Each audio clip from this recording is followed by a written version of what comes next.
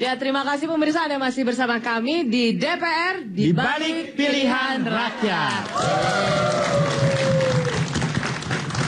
Kita kan lagi bicara soal golput dan gerakan Ayo Nyoblos atau Ayo Vote. Dan tadi kita sudah dengar argumentasi masing-masing bintang tamu kita, juga dua panelis kita. Tapi kita lihat juga yuk, bagaimana sih tanggapan masyarakat tentang golput ini? Atau tidak ya? Kita lihat tayangannya. Memilih.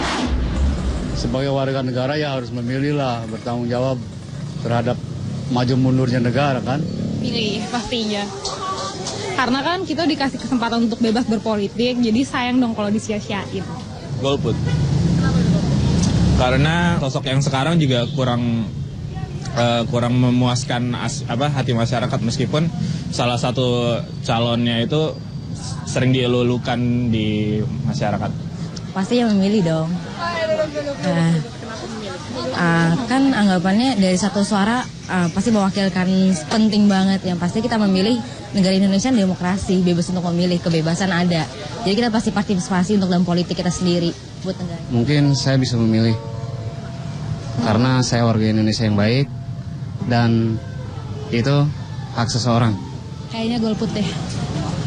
Soalnya kayaknya udah mulai kepercayaan saya ke pemerintah tuh udah mulai luntur. Kemarin sempat memilih tapi ternyata dari yang saya pilih itu nggak memberikan hasil yang positif buat kita sebagai warga negara Indonesia. Jadi mendingan kayaknya golput aja. Aku memilih. Iya, karena untuk mengganti orang-orang yang lama yang sudah tidak bisa dipercaya lagi oleh rakyat.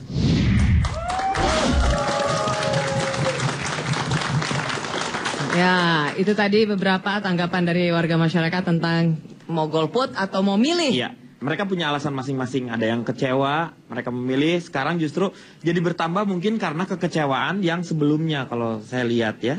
Jangan curhat dong. Kamu juga baru kecewa ya? Enggak, saya sih kecewa aja.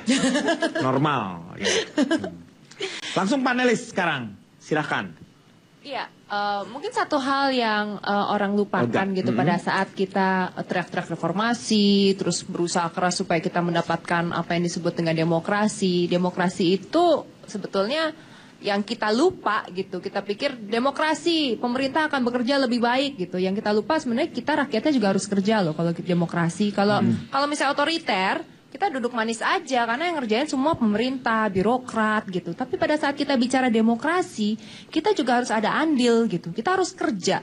Demokrasi. Jadi Firni nggak boleh cuma kecewa aja ya? Nggak boleh. Demokrasi itu sebuah proses. Sebuah proses. Coba. Betul, dan harus kerja juga. Ya, gitu. betul. Saya juga kerja untuk mempelajari seperti kata Pangeran tadi. Ada CV-nya, kita bisa cari tahu. Tapi apakah itu semuanya terjamin kebenarannya?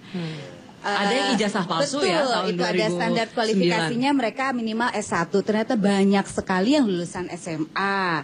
Nah itu kok bisa ya lolos untuk masuk jadi caleg gitu. Apakah itu datanya udah valid? Seperti tadi Nicholas bilang dari 20 orang. Kalau untuk caleg memang ininya lulus harus SMA.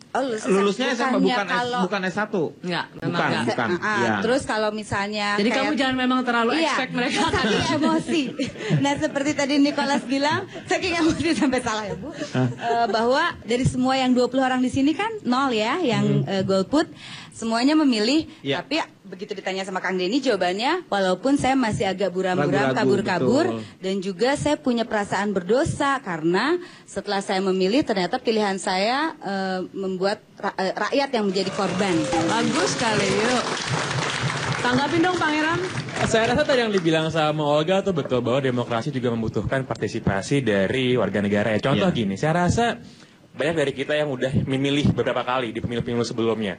Paling terakhir 2009. Pertanyaan saya adalah, masih ingat nggak siapa anggota DPR dari dapil kita masing-masing kemarin? Saya rasa cuma dikit yang ingat.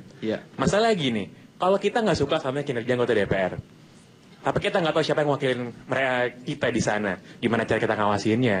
Gimana kita tahu bahwa mereka kerjanya bener apa enggak gitu. Jadi kalau kita mau ikutan milih, tapi setelah kita milih nggak diawasin juga, Jadi kejadian kayak sekarang. Dan juga kalau mungkin sedikit tadi yang mengatakan bahwa kalau kita misalnya kebetulan milih orang dan orang yang mengecewakan, kita merasa bersalah gitu. Itu sebenarnya sama aja kalau kita pergi ke restoran, kita udah pilih-pilih makanan apa yang mau kita makan, tahu-tahu habis makan itu kita sakit perut. Itu kan salah restorannya, bukan salah kita yang milih sebetulnya. Kita kan sudah memilih yang terbaik gitu. Nah, tapi kemudian kalau memang pakai selalu ada analogi resiko. itu, kalau pakai analogi itu, maka analoginya Firni benar. Kita datang ke restoran, salah pesan pilih, kita nggak akan ke restoran itu. Analogi itu akan membuat Firni benar loh. Mungkin bisa begitu, tapi sebentar ini yang kita masalahkan, kita berbicara masalah negara, kenapa jadi restoran? Bukan saya aja ya. Soalnya ada yang baru buka restoran.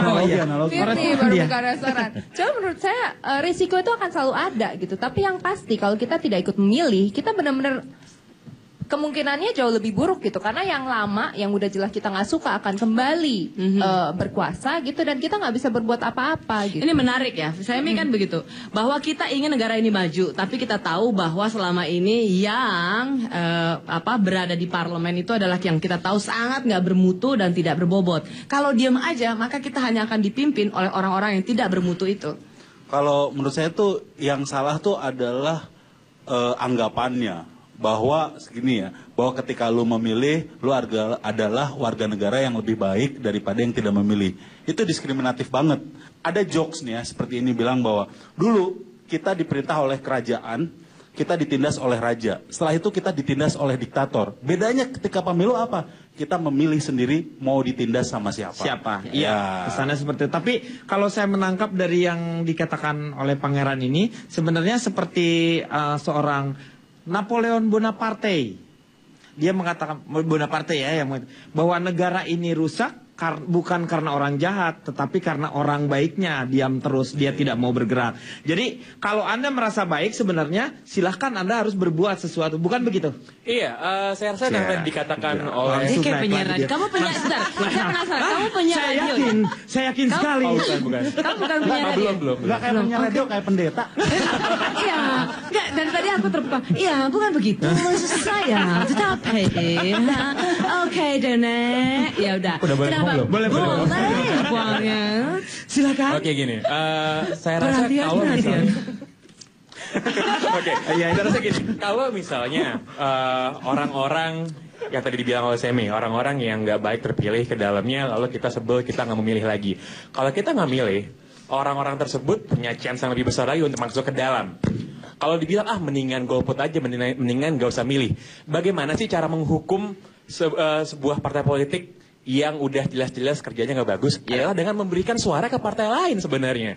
Taruhlah orang lain sebagai pihak yang berkuasa kayak gitu. Di sini Pangnya juga setuju bahwa pendekatannya akhirnya pragmatis kan? Iya. Bahwa dia setuju bahwa semuanya jelek, pilih yang terbaik dari yang terjelek. Gitu kan? Atau yang less evil, ya. Soalnya kalau the best from the worst gitu kan? Soalnya kalau hidup yang penuh dengan pelangi cuma ada dongeng doang sih. Iya. Kita kenyataannya iya.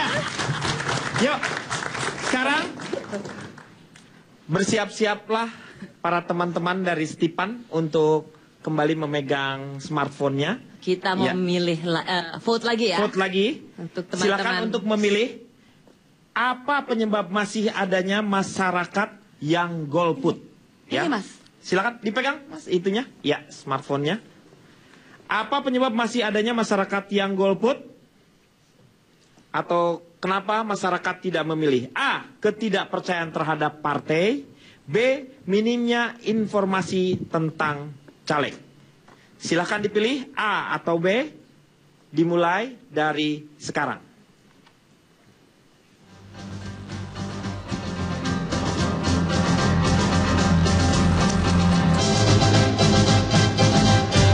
Ya, teman-teman mahasiswa di sini masih terus berpikir memilih apakah A atau B. Ya. Seperti apa keputusan mereka? Tetaplah bersama kami di DPR. Di balik pilihan rakyat.